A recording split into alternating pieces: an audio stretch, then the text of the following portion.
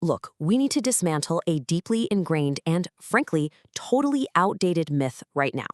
We've all been sold this idea that if you just keep your head down and work hard, success will automatically follow. Well, scratch that. It's just not true anymore.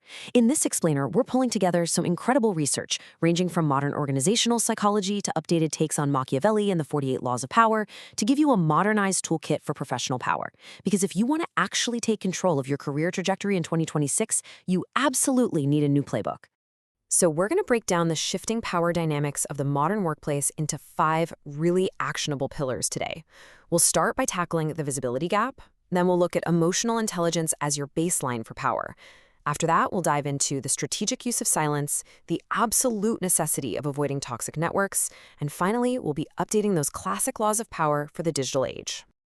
All right, let's dive right into Section 1, the visibility gap, making your value seen. Okay, let's confront a huge assumption about how competence is rewarded in the office. Have you ever just sat there and watched someone who is way less qualified than you get promoted right over your head? It is endlessly frustrating. Most of us operate under this noble but totally flawed assumption that our results will just speak for themselves. But let's be real for a second. If no one in a position of power actually knows about your contributions, you simply cannot be rewarded for them. The secret sauce here is visibility. It's not just about grinding away, it's about actively making sure key stakeholders see the specific value you bring to the table. To put this into perspective, look at the confidence gap. It holds so many incredibly talented people back, especially women. An internal Hewlett-Packard report highlights the staggering contrast. Men will frequently apply for a job when they meet just 60% of the requirements, basically assuming they'll just figure the rest out on the fly. Women, on the other hand, tend to wait until they hit 100% of the criteria.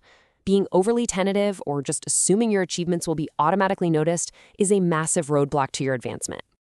And actually, it goes even deeper, because systemic dynamics are definitely at play here.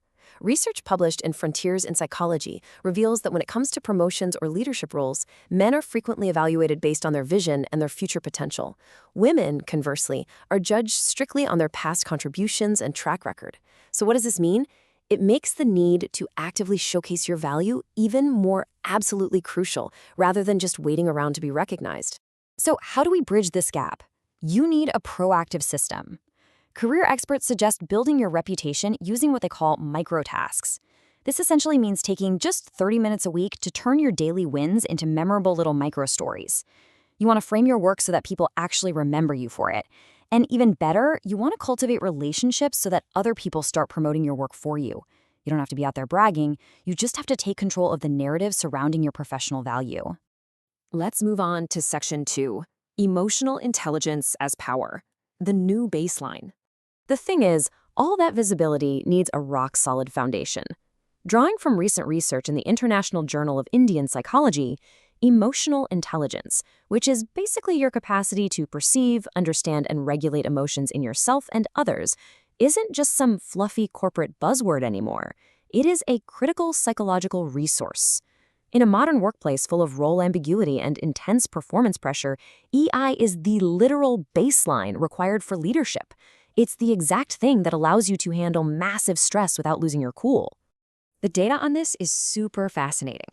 Studies by Kundi and Badar show that interpersonal conflict almost always leads straight to counterproductive work behavior.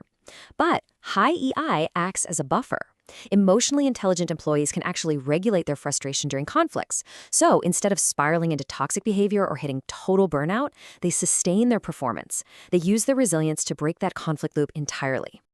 Let's jump to Section 3, the strategy of silence. Finding power in quietude.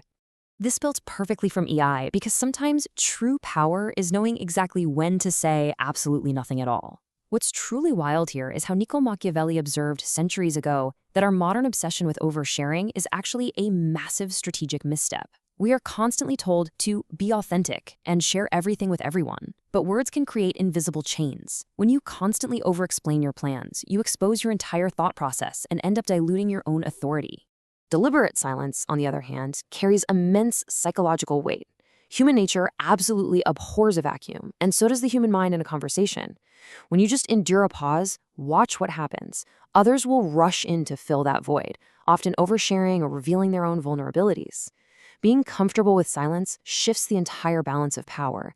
It creates this aura of quiet strength and retains your flexibility because you aren't locked into a position yet. You just observe, gather intelligence, and maintain an element of mystery. All right, Section 4, Avoiding the Unhappy, the Reality of Law 10. Part of holding on to that quiet strength is being incredibly protective of who you allow into your professional orbit. This brings us to a somewhat harsh but entirely necessary reality from Robert Greene's 48 Laws of Power, Law 10, the law of infection. You see, emotional states are highly contagious. Associating with people who are chronically negative, always complaining, or just constantly surrounded by drama can literally poison your own career potential. They drain your morale and they completely taint your reputation by association. Now, I know what you might be thinking. This presents a really tough ethical dilemma for a lot of us. You have to balance your own self-preservation with your natural empathy and your desire to help out struggling coworkers. It can definitely feel a bit cold to distance yourself from people having a hard time. But the hard truth of workplace dynamics is that if you let yourself get dragged down by someone else's chronic negativity, you lose your own energy and your capacity to actually be effective. So what's the play here? It's all about mastering the art of strategic distancing without causing offense. You absolutely don't need to be openly confrontational. That just creates unnecessary enemies. Instead, you display strength through your actions. You set firm boundaries, you politely avoid getting tangled up in their drama, and you actively seek out positive, high-performing individuals whose energy actually elevates your own. Finally, Section 5, the modern power laws, updating the rules for today. Let's update those old rules for the fast-paced digital workplace of 2026. The game has changed so much since the days of absolute monarchs. Take the very first classic law of power, never outshine the master. Historically, you stayed safe by hiding behind your boss. But today, staying stagnant in the same role behind a gatekeeping manager actually ruins your chances of promotion. Modern professionals shouldn't hide. You need to network, build your personal brand, and be fully prepared to leapfrog over middle management when necessary. Here's another classic. Always say less than necessary. Now wait, I know we just talked about the incredible power of strategic silence, but in 2026, you have to balance that. In a hyper-noisy world, if you are entirely silent, you just disappear. Today's leaders know they have to speak up to frame the conversation and gain status. It's about using silence selectively rather than constantly.